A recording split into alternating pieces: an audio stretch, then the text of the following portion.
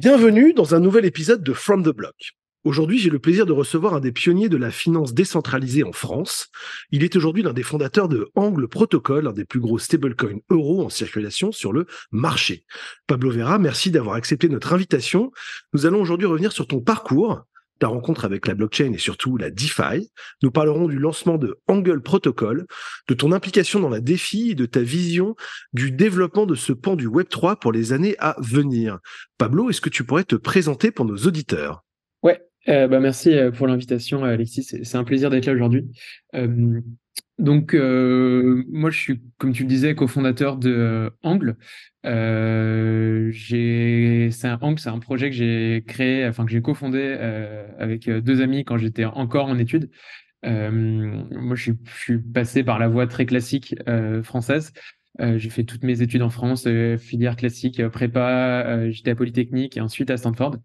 Et en fait, quand j'étais aux États-Unis, bon, on était baigné dans l'environnement entrepreneurial local et surtout, j'ai eu la chance d'avoir des cours de crypto-monnaie, enfin, qui présentaient un peu tout ce qui était que les blockchains et les crypto-monnaies avec un peu des stars, sauf qu'on savait pas forcément que c'était des stars. Et Qui de par là, exemple? Qui par exemple? la voix des ingénieurs français qui sont dans cette industrie-là. Euh, qui se disent, qui sont aux États-Unis, généralement, c'est soit tu vas faire de la finance, soit du conseil, soit tu vas faire du machine learning ou de l'IA pour des boîtes de la Silicon Valley. Nous, on a un peu lancé la voie. Bon, on va travailler dans l'industrie de la crypto-monnaie, qui est à l'intersection de plein de trucs qu'on a vus en fait dans nos études, savoir des maths, de l'économie, de la finance, du développement informatique. En fait, c'est un creuset de tout plein de sujets intéressants. Et donc, quand j'étais étudiant, on a commencé à réfléchir à l'idée, et on pourrait y revenir après, hein, de faire un stablecoin, un protocole de stablecoin et dénominé sur l'euro. Et donc, on était en cours, on commençait à réfléchir et assez vite, quand on a fini nos études, on s'est mis dessus à plein temps. On a réussi à lever de l'argent pour financer le projet.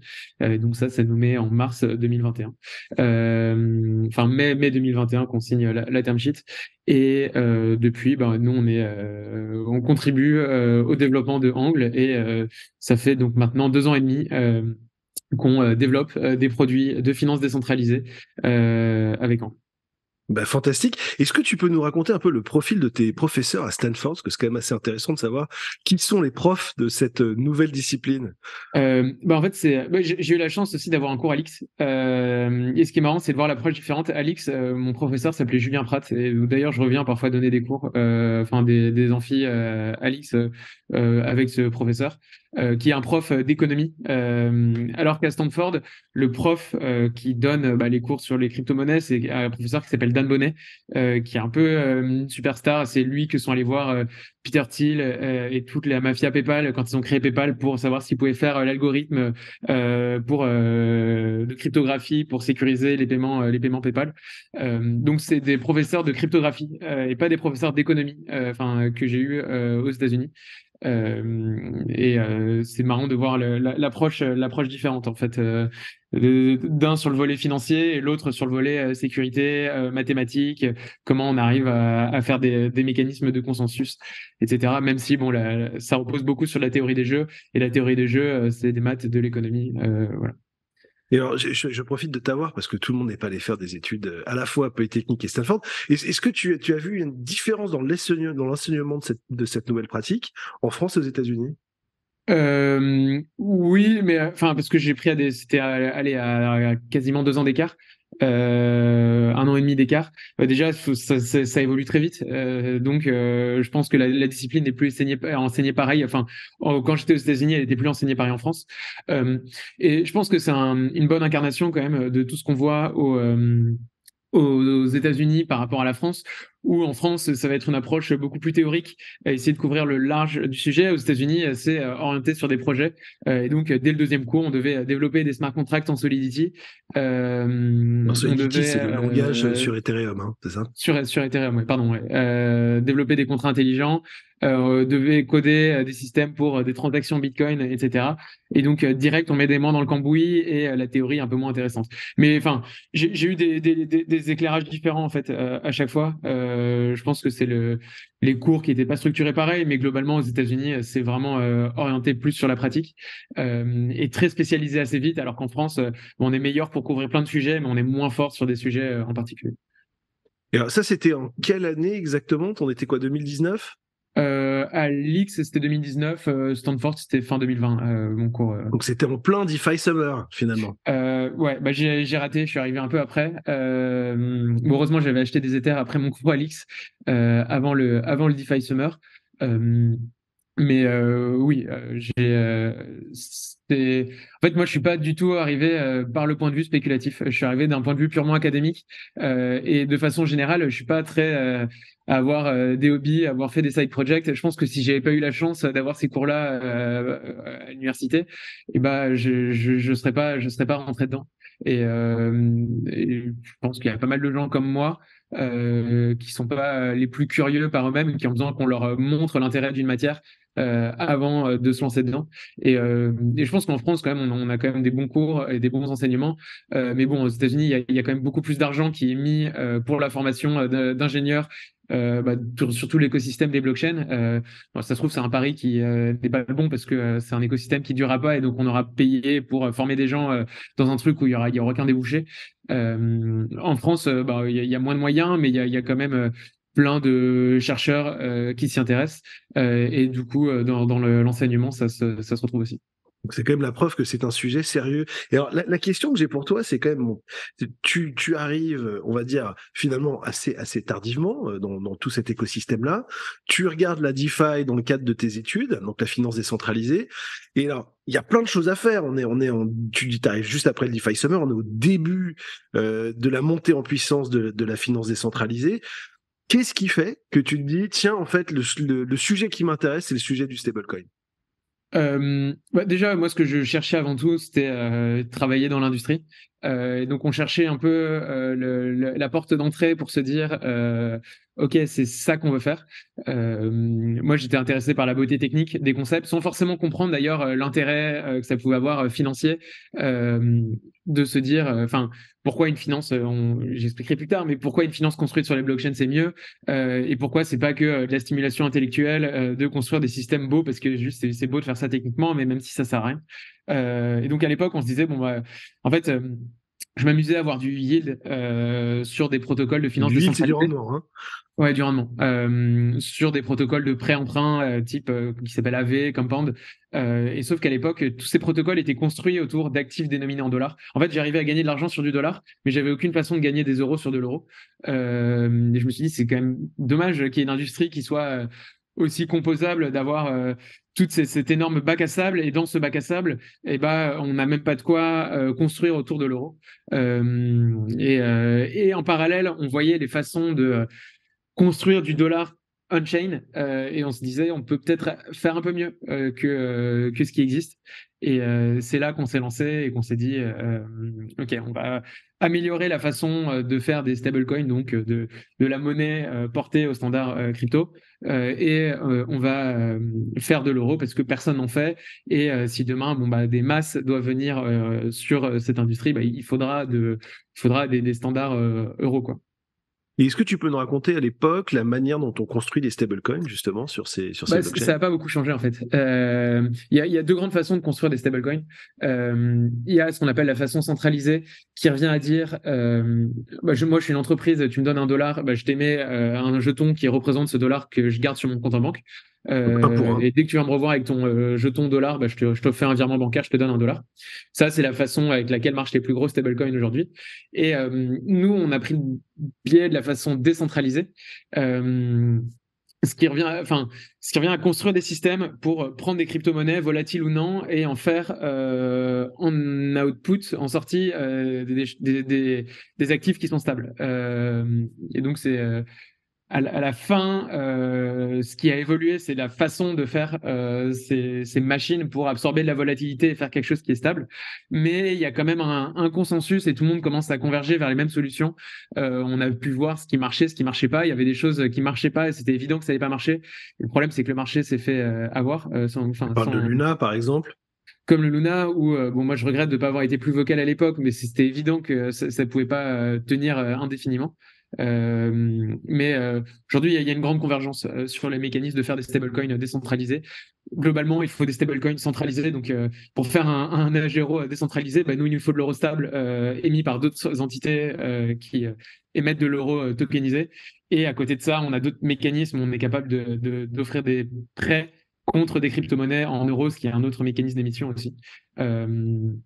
En fait, aujourd'hui, si tu dois réfléchir à comment marche un stablecoin décentralisé, faut voir ça un peu comme une forme de banque très automatisée et complètement autonome. Une banque, qu'est-ce qu'elle fait? Une banque, elle accepte, par exemple, tu déposes de l'argent à la Société Générale depuis la BNP. Bah, la BNP, elle convertit ton argent de la Société Générale. Enfin, tu déposes à la SOG depuis la BNP, la SOG, elle convertit ton argent BNP en argent SOG. Ça, les stablecoins aujourd'hui, ils font tout ça. Ils acceptent d'autres stablecoins pour les convertir dans leur standard.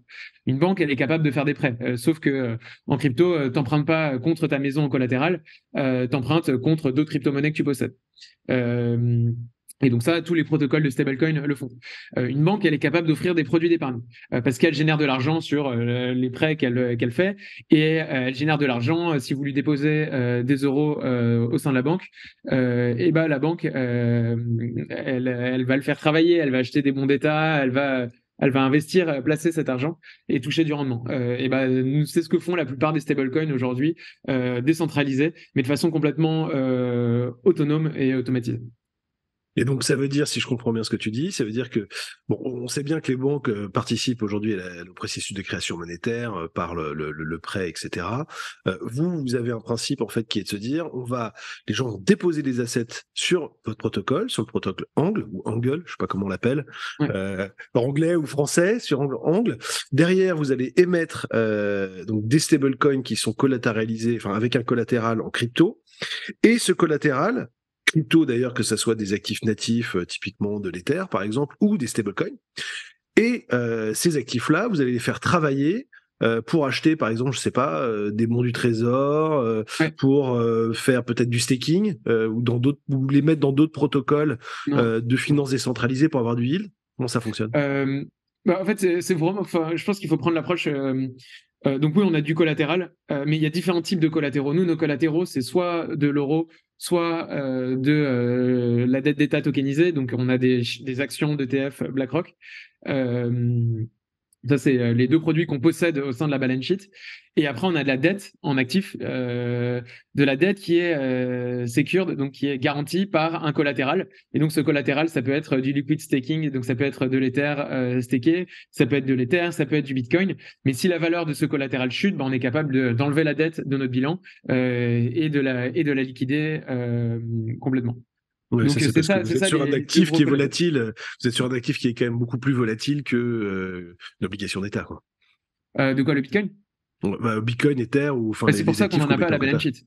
On a de la dette qui est garantie. C'est comme une banque dans sa balance sheet, elle n'a pas d'immobilier. Enfin, si toi t'empruntes pour acheter un appartement, la banque elle va pas noter l'appartement dans sa balance sheet. Elle va noter le prêt que tu lui as fait garanti par ton appartement. Et ben nous c'est pareil. Nous on note pas, on n'a pas de Bitcoin dans notre balance sheet. On a des prêts garantis par du Bitcoin. Magnifique. Écoute, c'est très clair. Est-ce que tu peux nous donner un peu des KPIs sur Angle aujourd'hui? Qu'est-ce que ça Ouais. représente? On parlait, tu disais tout à l'heure que quand tu as commencé là-dedans, il y avait quasiment que, ou si ce n'est que, des stablecoins dollars. Est-ce que tu peux Ouais. nous donner un état des lieux de Angle et d'ailleurs des stablecoins euros versus les stablecoins dollars? Ouais, alors je vais commencer par stablecoin euro versus stablecoin dollar. Les stablecoin euro versus, c'est, je dirais, 3 pour 1000 les stablecoin euro par rapport aux stablecoin dollar. Waouh. Même 1 pour 1000, quoi. La market cap des stablecoin dollars, c'est à peu près 100 milliards. La market cap des stablecoin euros, c'est à peu près 100 millions. Il y a du Donc, travail à faire. il y a une disparité qui est énorme. Le marché du stablecoin euro, c'est pas encore un marché qui a réussi à beaucoup prendre. Euh, Et parce que toute l'industrie s'est construite autour du dollar et c'est dur de changer les habitudes en crypto. Angle, aujourd'hui, c'est 35 millions de dollars d'actifs sous gestion, enfin, pas d'actifs sous gestion, mais de valeurs contrôlées par le protocole, pour 22 Le millions de TVL, c'est stablecoins ça? Le euros en Total Value circulation. Lect? Pardon? C'est de la TVL, finalement, C'est chez la vous. TVL. Ouais. 22 millions de stablecoins en circulation d'AG Euro. L'AG Euro aujourd'hui fait 60% des volumes de transactions des stablecoins euros. Donc, si jamais vous avez déjà tradé avec un stablecoin euro en DeFi, il y a 6 chances sur 10 qu'il y ait eu de l'AG Euro dans le trade. L'AG Euro a fait depuis son lancement plus de 11 milliards de volume de transfert, 11 milliards d'euros. Donc, c'est-à-dire qu'il y a eu pour 11 milliards d'euros d'AG Euro transférés. Et voilà, c'est les métriques principales. Donc, on est toujours petit par rapport aux autres stablecoins dollars. Enfin, le marché du stablecoin euro. La euro, c'est en fonction, ça varie un peu entre 2, 3, 4 parmi les tailles des plus gros stablecoins en valeur qui circulent. Mais beaucoup de volume de transactions de stablecoin euro passent par la euro. Et c'est quoi l'avantage, en fait, d'avoir un euro décentralisé versus un euro centralisé? C'est pas les mêmes cas d'usage. L'euro centralisé, il est très utile pour faire du paiement. Parce que, enfin, mais nous aussi, hein, mais c'est juste qu'au niveau de l'expérience utilisateur, nous, pour avoir de l'AG euro, bah, il faut 1 euro pour avoir 1 euro centralisé, pour avoir un AG euro, donc il y a une étape en plus. L'intérêt de l'Agero et même des stablecoins décentralisés de façon générale, c'est la capacité à construire nativement autour de ces actifs-là de l'utilité des produits qui sont financiers. Donc aujourd'hui, avec l'Agero, c'est possible de gagner un rendement qui est automatiquement généré, alloué à partir des gains du protocole des gains d'intérêt que génère le protocole. Donc automatiquement, il y a une partie qui va au détenteur d'AG Euro. Et donc aujourd'hui, quand tu détiens un AG Euro et que tu le stakes dans notre produit d'épargne, tu gagnes du 3,8%. Et c'est un produit qui est super liquide. Tu rentres, tu sors quand tu veux. Il y a pas, si tu restes 10 minutes, bah, tu gagnes 10 minutes de yield par rapport au produit où tu es loqué pendant 3 mois. Tout ce que Donc, tu as une dans grande les dépôts à flexibilité, quand terme, même. Ouais. etc. Donc ça, c'est possible parce que l'infrastructure qu'il y a derrière, ce sont des securities, ce sont des emprunts, des gens qui empruntent le stablecoin, et des stablecoins centralisés ne sont pas en mesure d'offrir ça. Après, l'intérêt d'avoir la Euro, et c'est même l'intérêt d'avoir un stablecoin de façon générale. Un stablecoin, on l'utilise si d'autres personnes l'utilisent. Si je peux en faire quelque chose, si c'est comme un moyen de paiement. Si personne accepte un moyen de paiement, bon bah ça sert à quoi? Il a beau être le plus beau techniquement, le plus fort. Voilà. Donc nous aujourd'hui, la Euro, c'est un peu un hub qui est très utile, très utilisé pour faire des trades de forex entre le dollar et l'euro. Donc il y a pas mal de gens qui achètent de la euro quand ils pensent que l'euro va monter, qui en vendent quand l'euro va baisser, qui prennent des paris à la hausse ou à la baisse sur le dollar ou sur l'euro par le biais de la euro. Et la Gero est très bien connectée et très liquide avec tous les autres stablecoins euros du marché, ce qui fait que quand les autres stablecoins euros du marché, les gens veulent les trader vers d'autres actifs en dollars, de l'Ether, généralement ça passe par de la Gero. Donc ça fait stablecoin euro, AG euro vers l'autre stablecoin. Mais c'est qui les concurrents aujourd'hui en Déjà, protocole moi, je ne considère pas que c'est des stablecoin? concurrents. Enfin, on est tous dans l'espace en train de faire grossir l'euro. Ouais. Il y a des boîtes centralisées qui s'appellent Circle, qui est aussi l'émetteur d'un des plus gros stablecoins dollars. Des Ouais, c'est acteurs Eurocé ou non, islandais, non, des c'est acteurs Eurocé, finlandais. c'est ça, non? Pardon? J'étais Euroc à la base, non, c'est Eurocé, c'est ça? Ouais, Non, c'est quoi? ils ont rebrand, Ouais. ils ont rebrand leur système.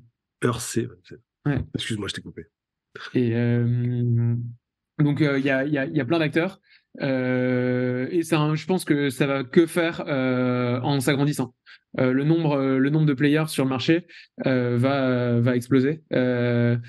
Si demain chaque banque commence à émettre son dépôt tokenisé, à tokeniser ses dépôts, si demain commence à avoir des monnaies de banque centrale, en fait, il faut vraiment voir ça comme un euro numérique. Donc chacun peut avoir sa façon de faire de l'euro numérique. Par exemple, Lydia, il pourrait tokeniser les dépôts chez Lydia et en faire un stablecoin. Pareil pour Revolut. Revolut, ils pourraient tokeniser leurs dépôts et ça serait des formes de stablecoin euro. Donc, en fait, toute monnaie apportée au standard crypto, c'est quelqu'un qui contribue au domaine des stablecoins. Donc, je pense vraiment qu'il va y avoir, là aujourd'hui, s'il y a quoi? Il y a 10-15 acteurs. Dans 2 ans, on se reparle, il y en a 100. Dans 10 ans, on se reparle, il y en a 1000. Donc on aura 1000 manières de représenter l'euro sur la Je pense. blockchain. Ouais, je pense. Et ces 1000 manières devront communiquer les unes aux autres. Et ce que tu nous dis, c'est qu'aujourd'hui, toi, tu es très bien connecté avec toutes, ce qui Ouais. fait que tu es un passage qui est souvent utilisé pour transformer d'un stablecoin à un autre stablecoin. Exactement. Exactement. Et qu'est-ce que tu penses? Parce qu'on a eu, l'année dernière, il y avait un grand raout au Louvre avec différentes banques centrales qui étaient là. On avait pu noter quand même une différence d'approche entre justement la banque centrale européenne et la banque centrale américaine. Est-ce que la banque centrale européenne, qui quand même disait que c'était le rôle de la banque centrale d'émettre l'euro, et donc c'est donc son rôle quasiment unique, et c'était la seule à pouvoir le faire. Quelle est ta vision là-dessus finalement? Déjà, la Banque centrale, je pense qu'elle va avoir 2 euros numériques. Mais comme aujourd'hui, il y a plein de types de monnaies différents, l'argent en banque, c'est pas le même que l'euro de la Banque centrale. De ce que j'ai compris, il y aura un euro numérique pour les particuliers contrôlé par la Banque centrale, qui sera comme un Lydia, en fait, un peu général. Et il y aura un euro interbancaire. Le rôle de la Banque centrale, c'est la stabilité économique et monétaire. Si demain elle tue les banques qui sont plus en capacité d'émettre de la monnaie, elle affecte toute l'économie et donc elle faillit à sa mission. Et donc je pense qu'en fait ça va finir par converger. Surtout les gens qui ont du mal à s'entendre sur les termes et sur les modalités techniques d'émission de monnaie de banque centrale. Mais je pense pas du tout que les banques vont se faire front-run, enfin devancé par la banque centrale, dont c'est pas le rôle de faire des prêts. La banque centrale, elle set les taux directeurs, elle settle entre les banques. Mais je pense que ça va finir par converger entre Banque centrale européenne et Banque centrale américaine. D'ailleurs, les taux directeurs, c'est pour contrôler la masse monétaire, d'ailleurs. C'est pour Donc, contrôler la masse monétaire. donc finalement, vous avez le rôle des banques aujourd'hui de création monétaire. Alors, il n'y a pas vraiment de création monétaire. Enfin, dans le sens où il y a toujours quelque chose qui est derrière. Nous, enfin, et genre, si pour emprunter de la Géro, faut qu'il y ait de l'Ether. Donc oui, il y a de la valeur de marché et nous, on rend ça en tangible à Géro. Mais la plupart des Agéros aujourd'hui, ils sont émis contre de l'euro qui est tokenisé, qui dort en banque quelque part. Donc c'est pas comme ça, j'imprime de l'argent. Il y a toujours quelque chose qui est derrière. Et ça, c'est codé au niveau du contrat. C'est une règle infaillible du système. Alors, est-ce que tu peux nous raconter, on va revenir un peu sur Angle, le protocole, et la société aussi derrière. Comment tout ça est organisé? Parce qu'aujourd'hui, on peut acheter, comme tu l'as dit, du AGEO, donc qui est ton stablecoin euro, mais tu as aussi un token. Comment est-ce que tout ça fonctionne? Quelles sont les entités un peu de ton écosystème? Et quels sont aussi les economics derrière, le business model en fait de ton entreprise ou de ton association, je ne sais pas. Ouais. Alors, plusieurs choses. Donc, Angle, c'est un protocole décentralisé, c'est-à-dire qu'il n'y a pas aucune instance qui a un mot à dire par-dessus l'autre. Enfin, n'importe qui peut participer à la gouvernance du protocole, à l'édification des règles, au choix des paramètres. Alors, bien sûr, il y a des individus auxquels on fait plus confiance dans la communauté, mais il y a pas d'entreprise, il n'y a pas d'association derrière le protocole Angle. C'est quelque chose, c'est un ensemble de contrats qui sont régis par un ensemble de personnes disséminées un peu partout dans le monde. Donc c'est une DAO, c'est ça, ou c'est pas C'est une une DAO? DAO. C'est une DAO. C'est une DAO, ok. Ouais. Le business, et donc chaque protocole doit quand même avoir son business model. Chaque protocole doit avoir sa façon de gagner de l'argent. Le business model pour le protocole Angle, il y a un peu de frais de transaction qui sont pris à l'émission du stablecoin, et le protocole n'alloue pas tous ses gains de yield aux détenteurs du stablecoin. Il y a une partie qui reste, et il y a une poche qui s'accumule petit à petit. Et donc, après, sur des versions différentes du protocole, mais aujourd'hui, le protocole Angle a accumulé depuis son lancement à peu près 6,8 millions d'euros à la fin. Donc, si tout le monde, tous les utilisateurs du protocole partaient, il resterait 6,8 millions d'euros dans le protocole.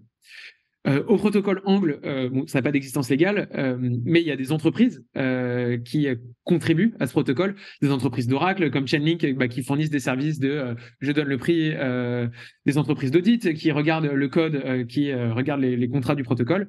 Et donc moi, je travaille chez Angle Labs, qui est une entreprise qui, elle aussi, contribue au développement d'outils autour du protocole, de smart contracts, d'interfaces front-end pour permettre aux gens d'interagir avec ces contrats, mais on est un contributeur parmi nous. Alors, quel est le business model de Angle Labs? Généralement, et sur des DAO qui sont plus avancés que nous, les entreprises qui contribuent au protocole émettent généralement des factures, vont dire demander des budgets à la DAO et vont dire j'ai besoin pour continuer mes services qui sont essentiels pour que la DAO continue de bien marcher, j'ai besoin de, je sais pas, 300 000 euros par an. Et donc après, il y a un vote qui est organisé on-chain et la DAO envoie de l'argent à l'entreprise qui contribue. Nous, il y a Sous forme jamais de d'entreprise. token? Quoi? Sous forme de token en Angle ou sous forme Non, de... sur des profits qui sont accumulés par, enfin pas les profits, mais sur le surplus quoi, qui D'accord, reste. d'accord, Mais oui, parfois c'est possible de faire des allocations en token aussi pour des d'accord. entreprises qui contribuent. Nous, en Labs, on n'a pas fait ça parce qu'on avait levé 5 millions de dollars, donc on n'a pas besoin encore de biller le protocole pour les services qu'on effectue. Mais il y a un business model quand même pour Angle Labs. Angle Labs contribue au développement de Angle, mais on développe aussi des services annexes sur lesquels on gagne de l'argent, qui font qu'aujourd'hui, bon, bah, la boîte est quasi, enfin, on n'est pas encore rentable, on subventionne toujours la croissance, etc. Mais demain, si du jour au lendemain on décide d'être rentable en développant ces services sur lesquels on gagne de l'argent et qui bénéficient aussi à la marque du protocole Angle, etc. Et bah oui, on devient une boîte de développement de logiciels qui est rentable. Et tu peux nous donner deux, trois exemples de ces services, justement, que tu développes? Ouais. Bah là, c'est un produit qui marche bien en ce moment. C'est un truc qui est très technique, que je vais essayer de vulgariser.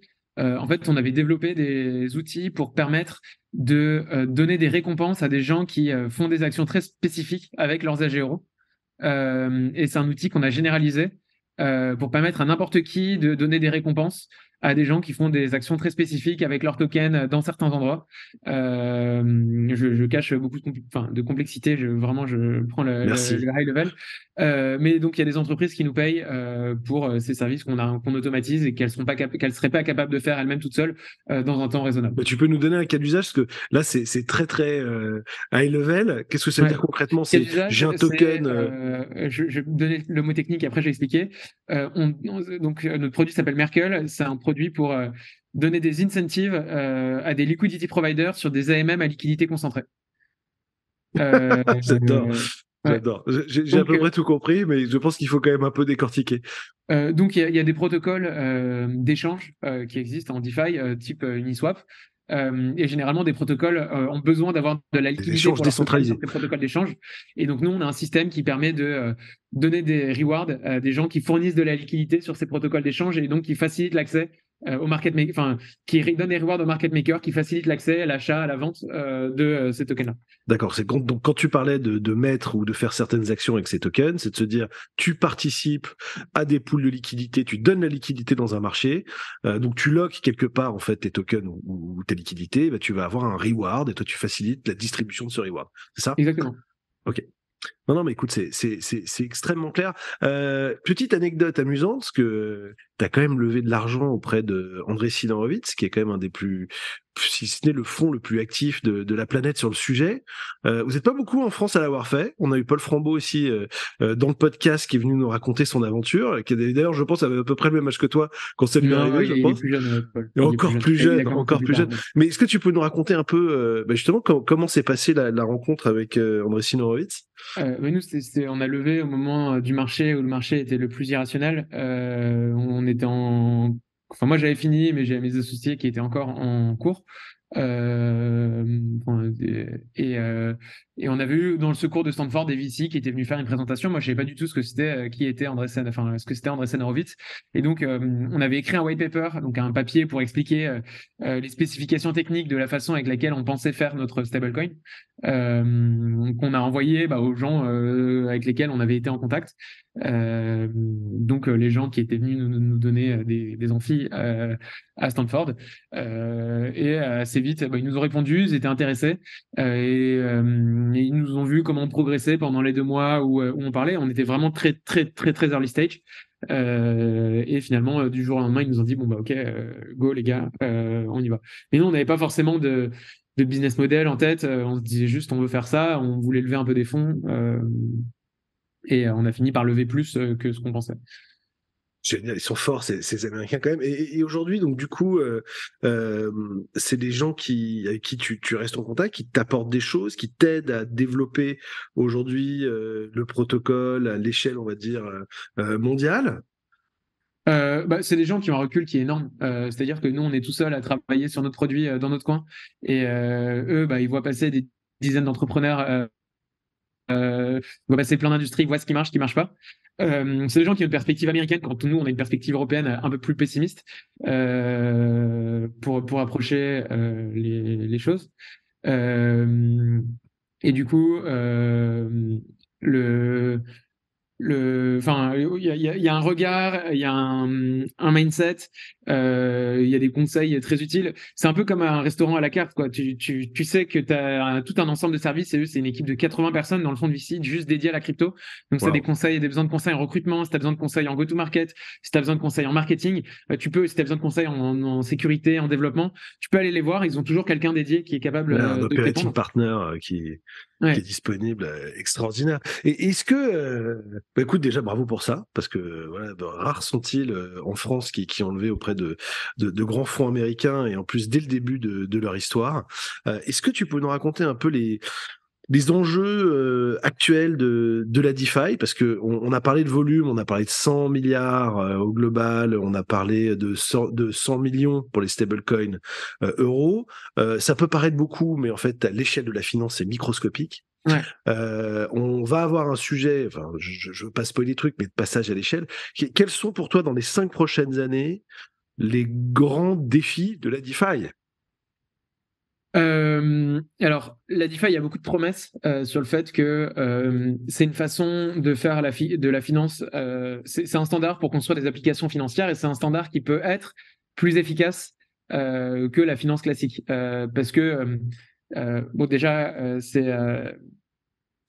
enfin, c'est très facile. C'est comme si tout le monde avait les mêmes spécifications techniques pour développer des systèmes, qu'un seul API.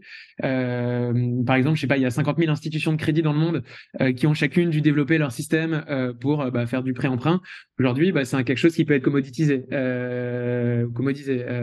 où je peux reprendre la brique qui a été codée par quelqu'un, je peux reprendre ce contrat parce que on est tous sur la même architecture technique, et se reposer sur ça. Donc, ça peut faire des C'est une gains approche open source, d'échelle opérationnelle majeure. de librairie. Pardon? En fait, c'est une approche open source avec des librairies, de Une choses approche que tu open connais. source avec des librairies que tout le monde peut utiliser. C'est quelque chose, ça peut faciliter la distribution des produits en DeFi. J'ai juste besoin d'un accès Internet, et je suis pas comme une banque qui a son réseau de distribution qui est fermé. J'ai besoin de me rentrer dans les systèmes de la banque. La DeFi, ça permet de faire de la finance de façon très composable. C'est-à-dire, moi, demain, je sais pas, j'ai fait un dépôt à terme auprès d'une banque. Et ce dépôt à terme, je peux pas l'utiliser pour prendre un emprunt ailleurs, ou pour ouvrir un short auprès d'une autre plateforme. Les banques ne se parlent pas, alors que les protocoles de finance décentralisée se parlent les uns les autres. Donc, ça peut faciliter la création et la distribution de pas mal de produits. Il y a tout un aspect de transparence aussi. Tout ce qui se passe en DeFi, tout ce qui se passe sur une blockchain, c'est visible par tout le monde.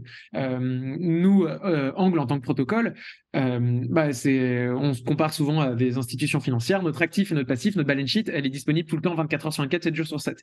Le jour où il se passe quelque chose, où le protocole n'est plus bien collatéralisé, tout le monde peut le voir, et il n'y a pas à attendre l'annonce de la Silicon Valley Bank de dire regardez les gars, c'est la merde, on attend le week-end, attend de voir ce qui se passe. Là, normalement, tout le monde peut voir tout ce qui se passe. Et donc, ça peut faire gagner énormément du point de vue de la régulation pour toutes les dynamiques de KYC, d'AML, où on peut être moins restrictif au départ et moins préventif et avoir une approche plus optimiste et détecter toutes les adresses qui blanchissent de l'argent et les bannir sur le coup, quoi. C'est plus difficile de cacher des choses.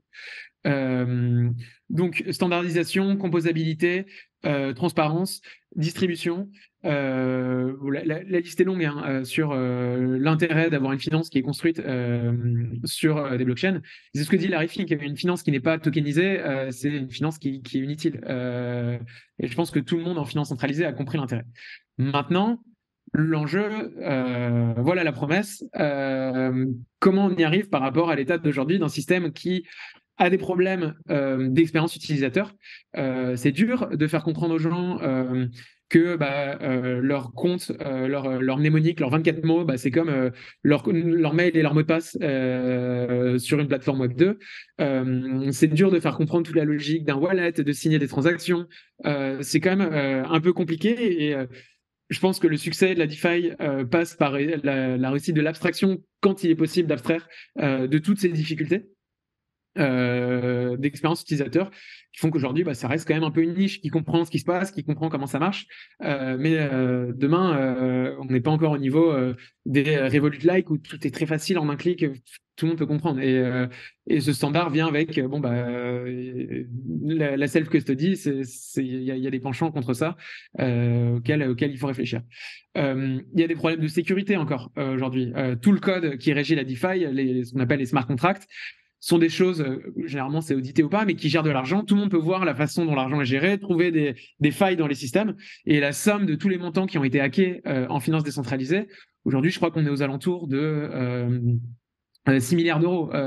Et on peut pas construire une finance qui n'est pas, si c'est pas bulletproof, s'il y a toujours un risque que l'argent qui est déposé puisse se faire voler. Ça pour moi c'est le plus grand risque qui serait qui se poserait contre l'émergence d'une finance sur les blockchains. S'il y a encore des risques de hack et tant de protocoles, tant d'argent qui est perdu, on pourra pas prendre. Il y a des enjeux régulatoires, mais ça, je pense que ça va être réglé. Je me fais pas trop de soucis sur ça. Et va falloir réussir à trouver les premiers cas d'usage. C'est comme si on avait lancé le mail, mais que tout le monde utilisait le fax. Et demain, moi, si je suis le seul à utiliser le mail, je suis con, quoi. Et si tout le monde utilise le fax, donc petit à petit, il faut réussir à trouver les bonnes applications, les bonnes façons de s'interfacer avec ce qui se fait en finance classique pour que ceci ait un intérêt, que ce soit de vitesse, d'efficacité, de profit, de gain opérationnel à bouger petit à petit. Et souvent, je parle à des gens qui disent, mais je leur demande pourquoi tu travailles là-dedans, et ils disent, en crypto, ils disent, parce que c'est plus efficace, c'est mieux. Mais oui, il faut d'abord prouver sur des cas très pratiques, très précis, pourquoi on est plus efficace et pourquoi ils ont intérêt à changer dès maintenant plutôt que de rester sur leur système. Bien sûr, bien sûr. C'est Jean-Marc Stenger de Société Générale Forge qui a développé justement des cas d'usage en interne pour pouvoir démontrer que justement il avait gagné en efficacité opérationnelle en passant par des blockchains. C'est un vrai sujet pour les institutionnels parce que comme tu le dis, la théorie est belle, la promesse est belle et le chemin est pavé de pics dans tous les sens et on voit qu'il y a des hacks, des risques de contrepartie dans tous les sens. Hein, et c'est vrai que le bear market nous a rappelé ça aussi cette dernière année avec pas mal de hacks. Qu'est-ce que tu vois toi comme solution sur la partie justement un peu cybersécurité, audit des contrats parce que finalement, comment on peut être sûr à 100% qu'un contrat va être n'est pas hackable parce que si on se dit que cette DeFi passe à l'échelle et que tous les jours c'est des trilliards de dollars ou d'euros d'ailleurs, parce qu'on parle des stablecoins d'euros qui circulent sur ces circuits-là, sur ces nouveaux tuyaux, sur cette nouvelle tuyauterie, comment on peut être sûr que c'est pas hackable? On sera jamais sûr. Et c'est ça qui est dur, c'est qu'il y a une énorme asymétrie en fait. C'est que quand tu développes ton contrat, partir du principe que tu as toujours des gens qui ont un temps infini pour regarder, pour trouver une faille. Il n'y a pas de risque zéro. Même sur des contrats, par exemple, l'autre jour sur un protocole AV qui a géré des milliards qui existe depuis 3 ans. On a trouvé une faille critique dans le contrat. Et donc je pense que c'est la probabilité, enfin de l'espérance conditionnelle par rapport, enfin de la probabilité conditionnelle par rapport au temps depuis lequel le contrat ne s'est pas fait hacker. Plus le contrat a mis longtemps sans se faire hacker, moins il y a de chances que le contrat se fasse hacker. En gros, c'est ça. Donc, faut voir ça comme une loi de probabilité qui descend au fil du temps. Mais comme des systèmes bancaires, hein, ça se trouve, il y a des failles aussi dans les systèmes bancaires.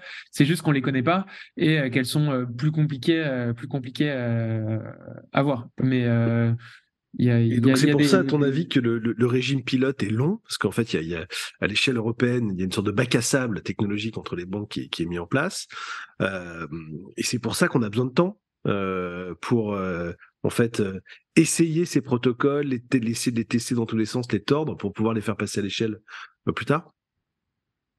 Bah ouais, c'est ça en fait. Là, en ce moment, on a de la chance, c'est qu'il n'y a pas encore, il y a de l'argent, mais on reste toujours sur des petits systèmes en DeFi. Enfin, moi, 6 milliards, c'est quand même énorme. Mais moi, je suis content et je pense qu'on ne mérite pas encore un autre bull market. On ne mérite pas encore trop d'institutions qui s'intéressent. Enfin, il faut que eux sont pas prêts pour nous et nous ne sommes pas prêts pour eux. Genre, il faut pousser pour encore plus de rigueur dans l'industrie. Il y en a pas mal qui sont là en mode c'est la fête, on est des équipes anonymes, on construit pour des cash grabs. Enfin, il faut faire la part des choses aussi dans l'industrie. Et je suis content qu'on ait eu le bear market pour tous arriver à construire des meilleurs produits. Mais on va constamment itérer dessus. Et vous, Mais, justement, vous travaillez avec des institutionnels aujourd'hui? bah, ça dépend dans quel sens institutionnel. Forge, on se connaît, on se parle régulièrement. On n'a jamais rien fait ensemble, mais on a de l'estime mutuelle les uns pour les autres. Et je pense qu'à un moment, on finira par par trouver des cas d'usage ensemble avec Forge. D'accord. Et le régime pilote, vous allez y participer? Pas du tout? Non, je pense pas. Non, nous, je pense qu'il faut encore, tu vois, qu'on arrive à trouver le vrai market fit en finance décentralisée. Enfin, je pense pas que ce soit notre métier. C'est notre métier de faire de l'éducation institutionnelle, mais c'est pas notre métier de faire trop de régulatoire encore. Il faut qu'on soit dans les clous. Mais d'abord, je pense qu'on n'est pas encore prêt au niveau produit pour s'ouvrir encore. Mais c'est nous, enfin, je parle pour l'industrie en général, hein, s'ouvrir face au monde entier. Et tu penses que, à ton avis, toi qui es vraiment le nez dedans toute la journée, tout ça pourra vraiment passer à l'échelle dans combien de temps, si on est réaliste? Bah, ça dépendra pas de nous. Je pense que les produits, les protocoles seront prêts bien avant, et je pense qu'il y a beaucoup de protocoles qui sont là aujourd'hui, qui seront utilisés plus tard. Mais il y a énormément ça va prendre des vingtaines d'années. Hein. On se reparle peut-être dans 30 ans, que dans 30 ans, la finance est construite sur des blockchains publiques ou privées, mais ça va se faire une chose en son temps, quoi. Et c'est dur de changer des systèmes. Je sais pas, aujourd'hui, doit encore y avoir des institutions publiques qui reposent sur le fax, non? Non, mais il y a du COBOL encore partout, tu vois. Ouais, mais voilà, J'en ai vu. encore partout. Mais j'essaie de trouver Il a fallu combien de temps pour installer des ordinateurs dans des entreprises? Ouais, dans le poids du legacy, c'est très très compliqué parce que Ouais, comme on parle d'argent, ces systèmes-là, ils ont beau être très anciens, ils fonctionnent. il Et donc fonctionne. il y a un coût du risque de Ouais, changer, ce qui fait que ces institutions-là, en tout cas, n'aiment pas trop le changement parce que le changement égale un nouveau risque, un nouveau type de risque, c'est clair. et on n'aime pas ça pour l'argent des clients, Et ce c'est qui pour est ça quand que ça même sera quelque fait part entendable. petit à petit, je pense. Exactement. Bah écoute Pablo, merci. Est-ce que pour finir, tu aurais peut-être des lectures à partager, des blogs, des gens que tu suis sur Twitter qui peuvent être intéressants pour nos auditeurs pour comprendre un petit peu mieux le sujet de la DeFi? Ouais. Moi, c'est un livre qui n'est pas encore sorti, mais auquel j'ai eu la chance d'avoir accès, de Chris Dixon, qui est le big partner de 16Z Crypto, le fonds d'investissement, qui a écrit un livre qui s'appelle Read, Write, Own, qui fait en fait un peu le parallèle de tout le mouvement de ce qui s'est passé dans l'Internet dans les années 90-2000, et qui montre que ce qui se passe en ce moment en finance sur les blockchains, c'est un peu la suite logique. Des choses et que c'est un peu l'étape d'après et ça remet un peu de perspective, un peu de contexte sur pourquoi une finance pas forcément décentralisée mais ouverte, construite sur les blockchains, c'est intéressant au même titre que de passer à l'âge d'Internet, c'était quelque chose d'intéressant pour tous. Ouais, et c'est pas le dernier des idiots, voilà. Donc Ouais. j'imagine que ça sera bien écrit et assez limpide. Et Ça c'est vrai qu'on a devrait besoin sortir en janvier, je pense. voilà, on a besoin aussi d'un peu de recul pour comprendre justement toute cette évolution technologique, parce que c'est vrai que ça va très vite. Tu parlais tout à l'heure de Revolut, etc. Il y a quand même beaucoup de gens qui sont encore dans cette phase de digitalisation de leur expérience bancaire. Maintenant, on est déjà sur des smart contracts auto-exécutés, etc. Donc c'est vrai que ça va plus vite que la musique. Donc il faut le temps de l'adoption un peu partout et le temps de la maturation de ces C'est clair. protocoles. Écoute Pablo, super. Écoute, j'étais ravi de te parler aujourd'hui. On se reparle dans 2 ans quand les stablecoins euros auront peut-être, j'espère, Multiplié à 20-30% dollars. de tous les Ouais. stablecoins en circulation et que tu seras toujours à 70% de ces stablecoins. En tout cas, je te souhaite très, très bon courage pour la suite et puis à très bientôt. Merci beaucoup. Salut Alexis, à plus. Et voilà, c'est tout pour cet épisode de From the Block. Comme je suis sûr que vous avez adoré cet échange autant que moi, je vous invite à vous abonner au podcast ou à la chaîne YouTube. Vous trouverez tous les liens dans la description de cet épisode. N'hésitez pas à partager ce podcast avec vos amis, collègues et tous ceux qui s'intéressent au Web3. Votre soutien nous aide à continuer à produire du contenu de qualité et à faire connaître les voix influentes de l'industrie. Restez connectés, car de nombreux épisodes passionnants sont à venir. Merci d'avoir écouté From the Block.